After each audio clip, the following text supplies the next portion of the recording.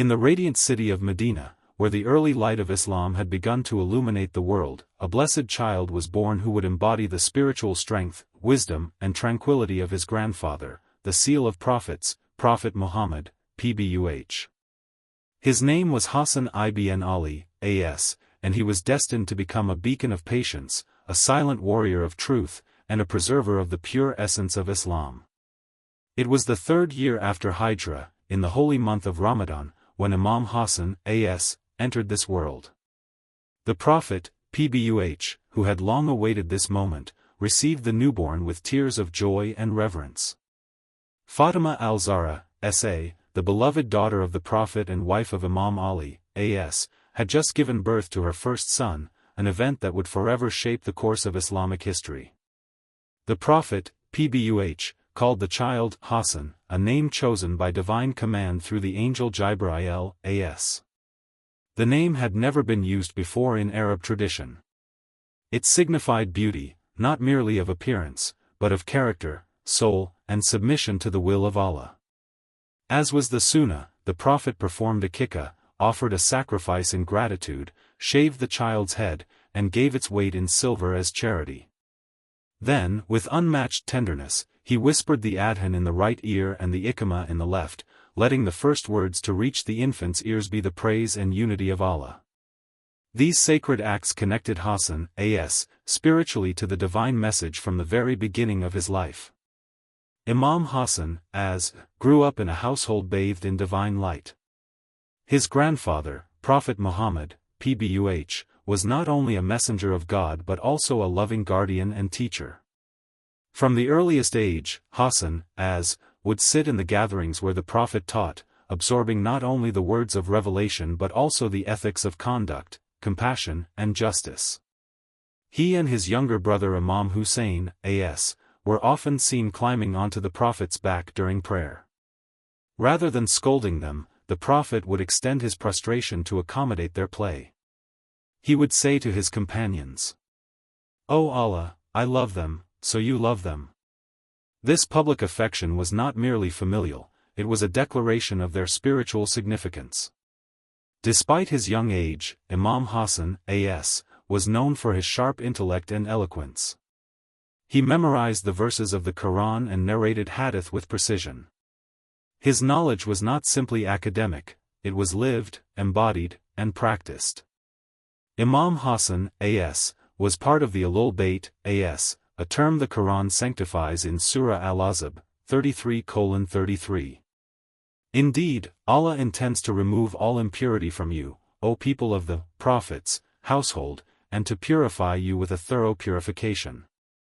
This verse, known as the Ayah of Tathir, was revealed in honor of the Prophet, PBUH, Imam Ali, A.S., Lady Fatima, S.A., Imam Hassan, A.S., and Imam Hussain, A.S. When the verse was revealed, the Prophet covered them with a cloak and declared, "These are my Ahl-e-Bait." This verse is not a mere poetic blessing, it is a divine declaration of their spiritual authority, moral infallibility, and their essential role in safeguarding the truth of Islam. Imam Hassan, A.S., as the firstborn of this purified household, was destined to carry this immense responsibility. As Imam Hassan, as, grew, the political and social landscape around him became more turbulent. The Prophet's mission had spread across Arabia, but internal tensions simmered. Hypocrisy, tribal arrogance, and political ambitions threatened the unity of the Muslim Ummah. When the Prophet fell ill during his final days, Imam Hassan, A.S., was only about 7 years old. Yet, he understood the gravity of the moment. He witnessed the tears of his mother, the firm patience of his father, and the loyalty of the true believers. On his deathbed, the Prophet, PBUH, held Hassan and Hussain close and said, "Hassan and Hussain are the leaders of the youth of paradise." He repeatedly emphasized the importance of loving and following his Ahl-e-Bait after him, stating in the famous Hadith al-Thaqalain, "I leave behind 2 weighty things, the Book of Allah and my Ahl-e-Bait. If you hold on to them, you will never go astray." The death of the Prophet, PBUH, was a seismic moment for the Ummah. But for the Ahl-e-Bait, it was not just a loss of the Prophet, it was the beginning of political isolation and injustice. Imam Hassan, A.S., saw firsthand how his father, Imam Ali, A.S., was sidelined from leadership, despite being divinely appointed at Ghadir and despite his unmatched knowledge and bravery. The usurpation of the caliphate was not just a political act, it was a betrayal of the Prophet's final message. Imam Hassan, A.S., though still young, watched as his mother, Fatima al-Zahra, S.A., defended her father's legacy and confronted the rulers who denied her the land of Fadak, which the Prophet had gifted her. Imam Hassan, A.S., witnessed his mother return from the court, bruised and heartbroken, her voice echoing with the truth in her powerful sermon of Fadak.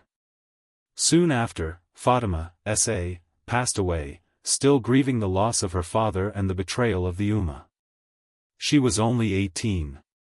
The trauma left an indelible mark on Imam Hassan, A.S. He learned, at a tender age, that the path of truth was not paved with roses, but with thorns. Yet, he did not respond with bitterness.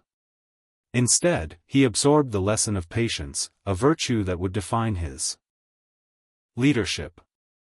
As the years passed and the caliphate moved through the hands of Abu Bakr, Umar, and Uthman, Imam Hassan, A.S., matured under the wisdom and guidance of his father, Imam Ali, A.S.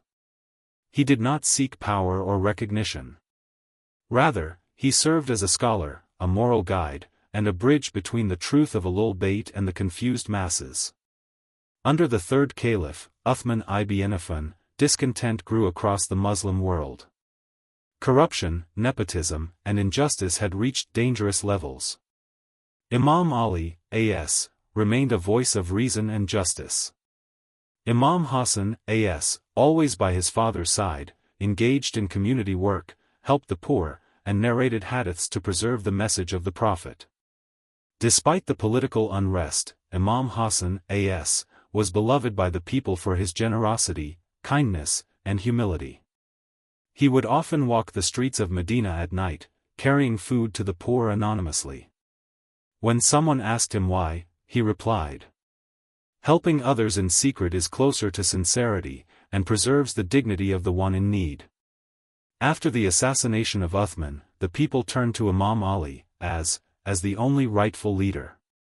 Reluctantly, he accepted the caliphate to restore justice. Imam Hassan, A.S., now a grown man, became his father's closest advisor and commander.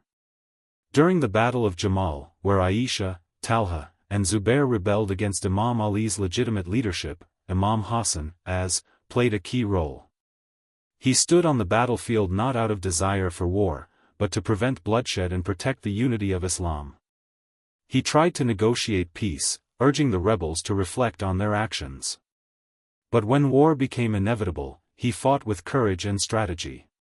His participation was not merely political, it was a spiritual defense of the Prophet's teachings. After the battle, Imam Hassan, A.S., was among those who ensured the safety and respectful return of Aisha to Medina, despite her rebellion. His ethics were rooted in the example of his grandfather, mercy before vengeance, wisdom before violence. By now, Imam Hassan, A.S., had endured the loss of his grandfather, his mother, and the constant marginalization of his family. Yet, he did not give in to anger or despair. Instead, he became a pillar of spiritual guidance for the people. He narrated hadith, interpreted the Quran, and was known for his eloquent sermons. His humility was legendary. Once, a man insulted him publicly. Imam Hassan, did not retaliate. He smiled and offered him clothes and food. The man, overwhelmed by such grace, fell to his knees in shame and asked for forgiveness. His wealth was vast, but he gave most of it away. He performed Hajj on foot over 20 times, despite having the means to ride in luxury. When people asked why, he said, "I walk to the house of my Lord in humility, for his mercy carries me farther than any mount." The assassination of Imam Ali, A.S., in the Mosque of Kufa was more than the loss of a father for Imam Hassan, it was the culmination of a lifetime of betrayal against the house of the Prophet, PBUH. On that mournful morning of the 21st of Ramadan, 40 AH, the sword of the Kharijite struck not only the head of the commander of the faithful but tore through the unity of the Muslim Ummah. As Imam Ali, whispered his final words, "By the Lord of the Kaaba, I am successful," the weight of the Imamate and the leadership of the Muslim world passed to Imam Hassan, who had been preparing silently for this day through years of observation, wisdom, and spiritual strength. At just 37 years old, Imam Hassan, became the second Imam, the successor of his father and grandfather, inheriting not only their knowledge and righteousness, but also their enemies and burdens. Following Imam Ali's, martyrdom, the people of Kufa, who had long supported Ali's rightful claim, turned their allegiance to Imam Hassan, The companions, prominent figures, and soldiers all pledged bay'ah, allegiance, to him. In a powerful sermon after taking leadership, Imam Hassan, reminded the people, "We are the household whom Allah has made obligatory upon all Muslims to love. Through us, Allah guides and saves the Ummah." But Hassan, knew better than to trust the loyalty of Kufans blindly. These were the same people who had claimed to support Imam Ali, yet failed him in moments of need, disobeying orders, questioning strategy, and abandoning the battlefield. Imam Hassan, had witnessed these betrayals with his own eyes. Still, he had a duty, to preserve Islam in its original form, protect the legacy of the Prophet, PBUH, and prevent further bloodshed between Muslims. But on the western front of the Islamic Empire, Muawiyah ibn Abu Sufyan, the cunning governor of Syria, saw the martyrdom of Ali as an opportunity. He had long opposed Ali's caliphate, blaming him for the killing of Uthman, and now he saw a chance to seize power outright. Muawiyah began mobilizing his army of over 60,000 troops and declared open hostility toward Imam Hassan, refusing to acknowledge him as the legitimate caliph.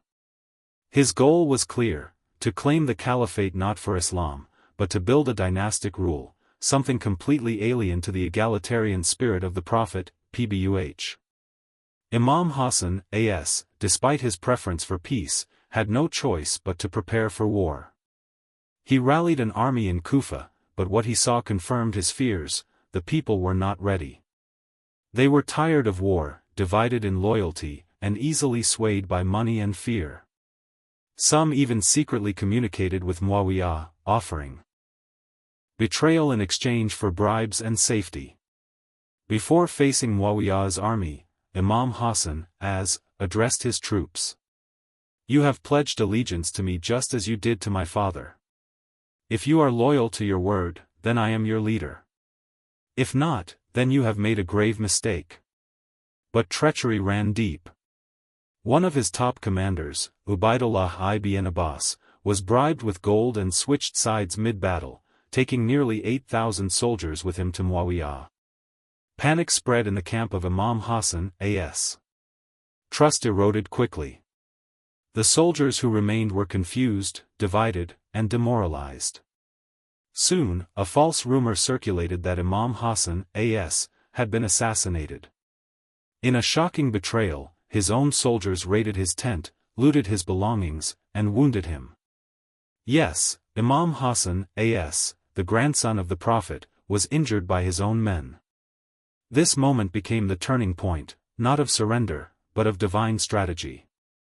Imam Hassan, withdrew from the battlefield and began negotiations with Muawiyah, not out of weakness, but out of wisdom. He understood that if he continued fighting, the civil war would escalate. Thousands more Muslims would die. The Ummah would shatter beyond repair.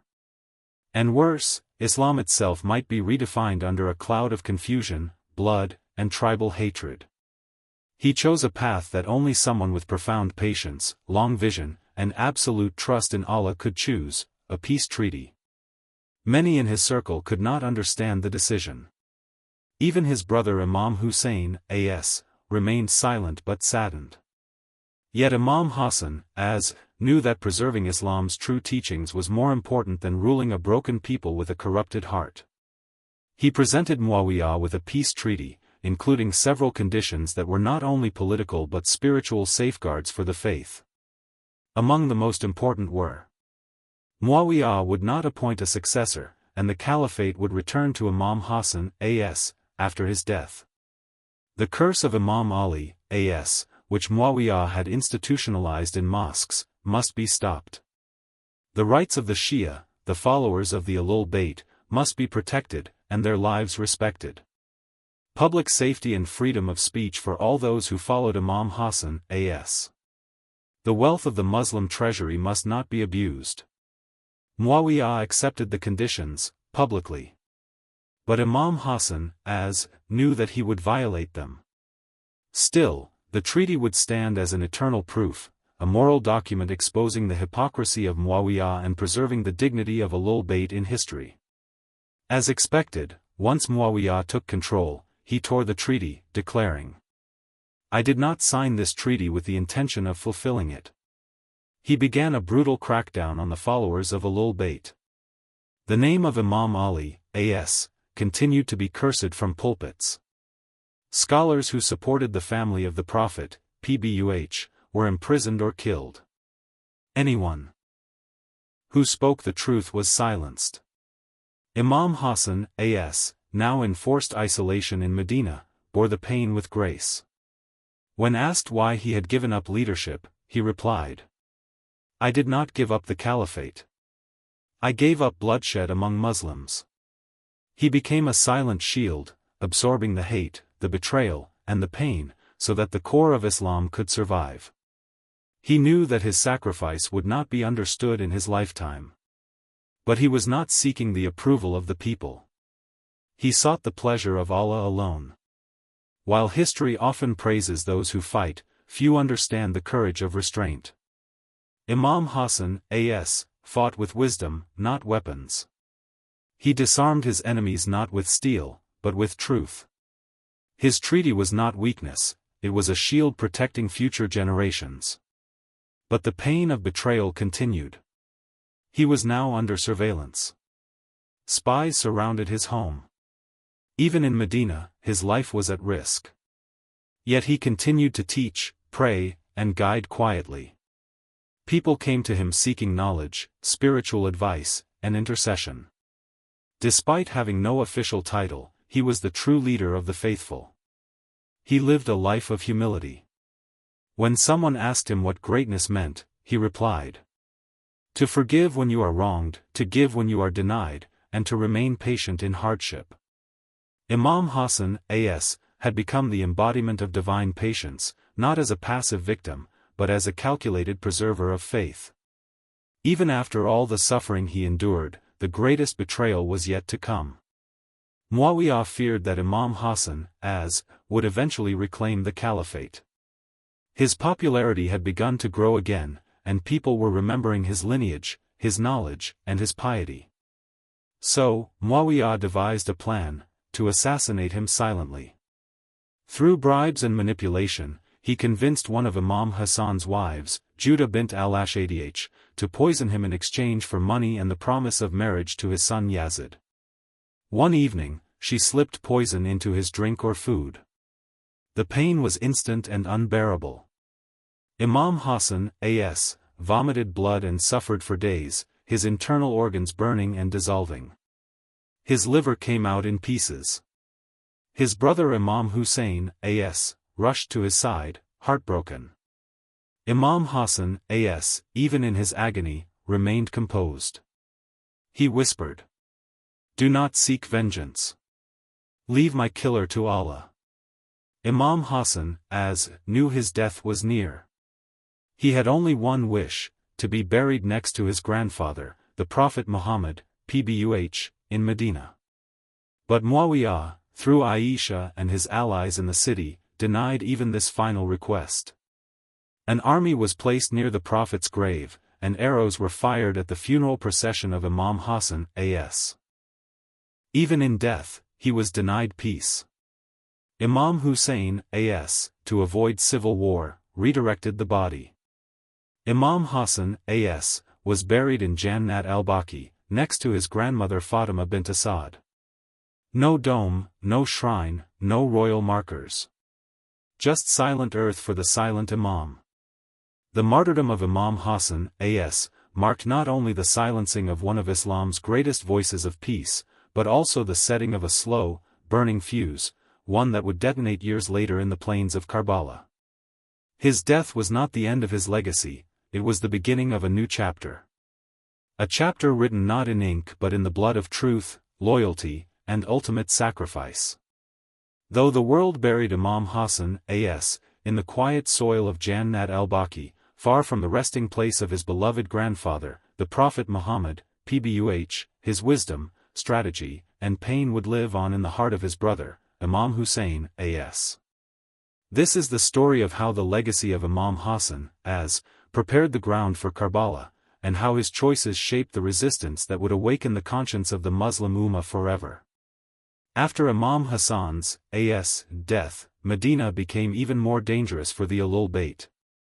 The spies of Muawiyah were everywhere, masquerading as worshippers in the mosques, merchants in the markets, and even students in gatherings of knowledge. Any sign of rising support for the family of the Prophet, PBUH, was reported directly to Damascus. Muawiyah knew that the people's love for Ahl-e-Bait could not be killed by swords or poisoned dates alone. It had to be systematically erased, generation by generation. He began a campaign of historical revisionism. The name of Ali, A.S., was cursed from pulpits. Fabricated hadiths were spread to elevate the Umayyads and bury the virtues of the Prophet's household. Bribed scholars and court preachers rewrote the narrative. Imam Hassan, A.S., was painted as weak, indecisive, and indulgent, far from the reality of his divine patience and strategic brilliance. Yet, the truth could not be extinguished. Inside the home of Imam Hussain, A.S., that truth burned brighter than ever. Though Imam Hassan, A.S., and Imam Hussain, A.S., were two separate imams with distinct missions, their souls were deeply connected. After the peace treaty, Imam Hussain, A.S., had supported his elder brother's decision fully, even when he was deeply pained by the injustices around them. He understood that Hassan's silence was not surrender, but preservation. It was not compromise, but divine foresight. Imam Hassan, A.S., had prepared his brother for the future, he had shared secrets, taught strategies, and revealed the depths of betrayal among the Ummah. He told him, "You will rise when your time comes. But not before. When swords rise again, make sure they rise for the truth alone, never for power." These words settled deep into the heart of Imam Hussain, A.S. For a decade after Imam Hassan's, A.S., death, he remained patient, enduring the tyranny of Muawiyah, protecting the remnants of true Islam, and guiding quietly from the shadows. Before his death, Muawiyah made the final and most outrageous violation of the treaty. He appointed his son Yazid as his successor. This act was not just political, it was spiritual treason. Yazid was everything that Islam opposed. A man known for open sin, wine drinking, womanizing, and cruelty.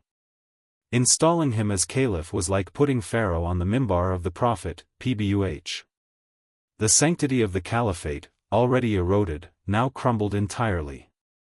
Even senior companions and respected figures like Abdullah ibn Zubair and Abdullah ibn Umar were disturbed. But most remained silent, too afraid of Damascus, too tired of war, too used to swallowing injustice. But one man refused. Imam Hussain, A.S. He declared openly, "A man like me can never give allegiance to a man like Yazid." This was the moment the spirit of Imam Hassan, A.S., stirred once more, through his brother.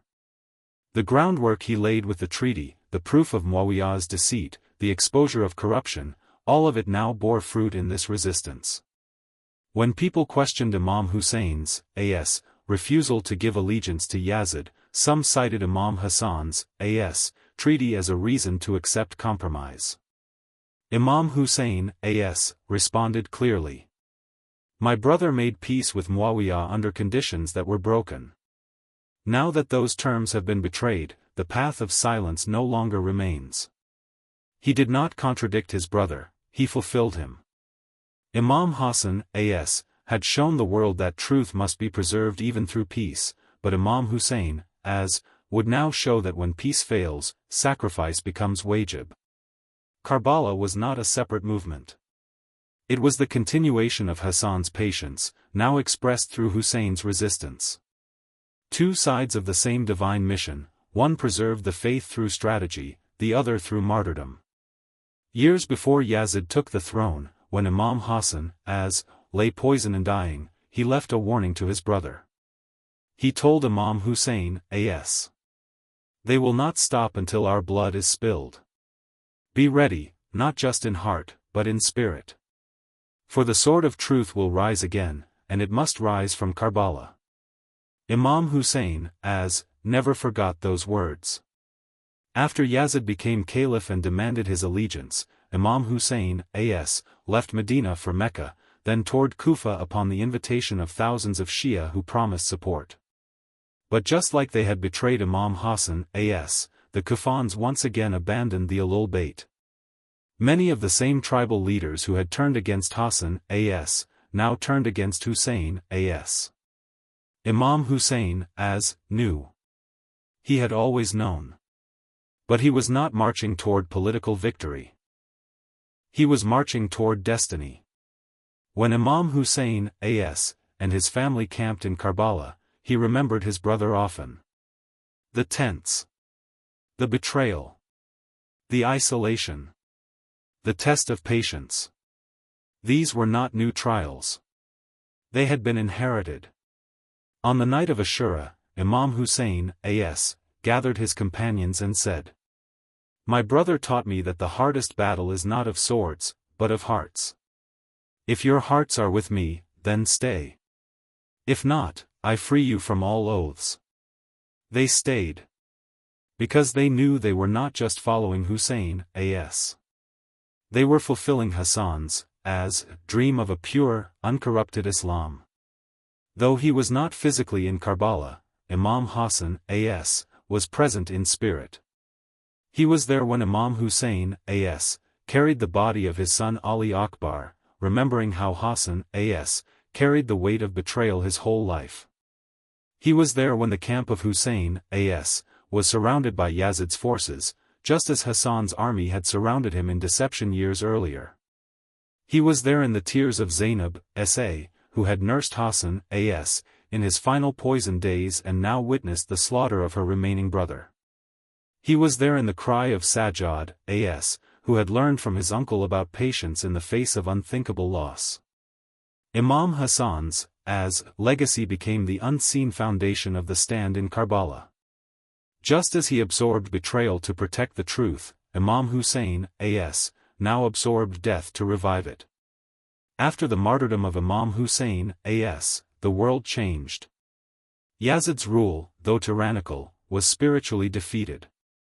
The women and children of Karbala, led by Lady Zainab, and Imam Sajjad, exposed Yazid's crimes across the Muslim empire. People remembered the treaty of Hassan, the lies of Muawiyah, the poison, the betrayal, and the prophetic warnings. They began to see the Ahl-e-Bait not as political rivals, but as the true guardians of Islam. Imam Hassan's, silence was no longer seen as weakness, it was divine wisdom.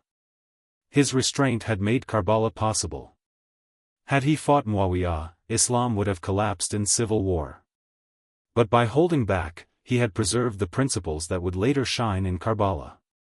He was the forgotten warrior, but his fingerprints were on every moment of that tragedy.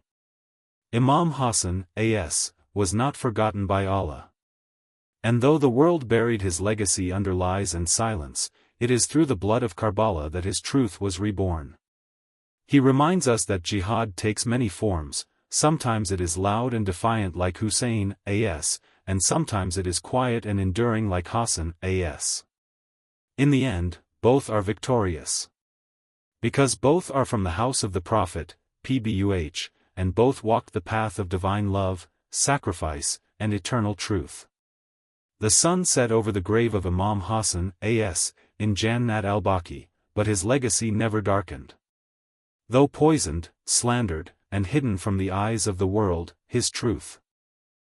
Just as Karbala cannot be erased, Baqi cannot be forgotten. Among the greatest honors of Imam Hassan, a.s., is this: the blood of his line will be part of the soul of the final Imam. Imam al-Mahdi, Ajtf, the 12th and final Imam, is from the lineage of both Hassan, a.s., and Hussain, a.s. Through his mother's side, the legacy of Imam Hassan, as, enters into the final chapter of human history. When the Mahdi, Ajtf, rises, it will not be merely an act of war, it will be a restoration of all the truths lost across centuries. He will avenge not only the blood of Karbala, but also the silenced dignity of Hassan, a.s. Imam Mahdi, Ajtf, will reveal the truth of Imam Hassan, a.s., to the world. Rebuild Baqi and honor the forgotten graves. Cleanse the name of Ahl-e-Bait from slander and distortion. Uphold the values of peace and justice, exactly as Hassan, a.s., once tried to do. In this sense, Imam Hassan, a.s., is not a historical figure of the past. He is a companion of the future. For Muslims in the modern world, especially in places like the United States, Imam Hassan's, a.s., story offers lessons more relevant than ever. In a world obsessed with instant success, loud victories, and aggression, Imam Hassan, as, teaches us. Sometimes patience is the greatest form of resistance.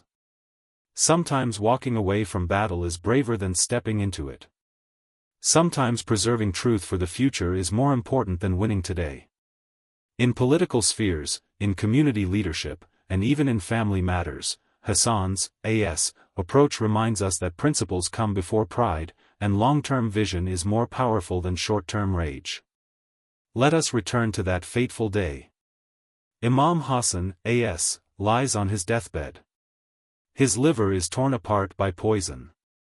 The streets of Medina are quiet. The enemies rejoice in the silence. But in his eyes, there is no regret. He whispers final advice to Imam Hussain, a.s., knowing that his brother will fulfill what he began. He glances at his children, especially Qasim, who would one day give his life in Karbala, shouting, "If death is the only way to support you, then oh uncle, I am ready." He forgives his killers. He accepts his fate. And he leaves this world as he lived, with dignity, with grace, and with trust in Allah. His soul ascends, and the angels weep. Today, Imam Hassan, a.s., may not be remembered with the same passion as Imam Hussain, a.s., but the tide is changing.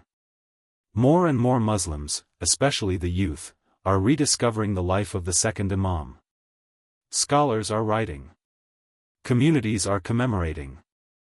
Activists are drawing strength from his strategy. Parents are naming their sons after him again with pride. His memory is being revived. And as the world moves closer to the reappearance of the Mahdi, Ajtf, the name of Hassan, as, will rise again. Not in sorrow, but in glory. Imam Hassan, a.s., was more than a man. He was a strategy. A vision. A divine mirror of the Prophet, PBUH. He walked the hardest path, the path of peace in a time of war. He bore the weight of betrayal with the strength of 1,000 lions. He planted the seeds of Karbala with tears instead of blood. He protected Islam not with an army, but with divine patience. And through all this, he never asked for praise, power, or popularity. He only asked for one thing, that Islam, in its purest form, would survive. It did. Because of him.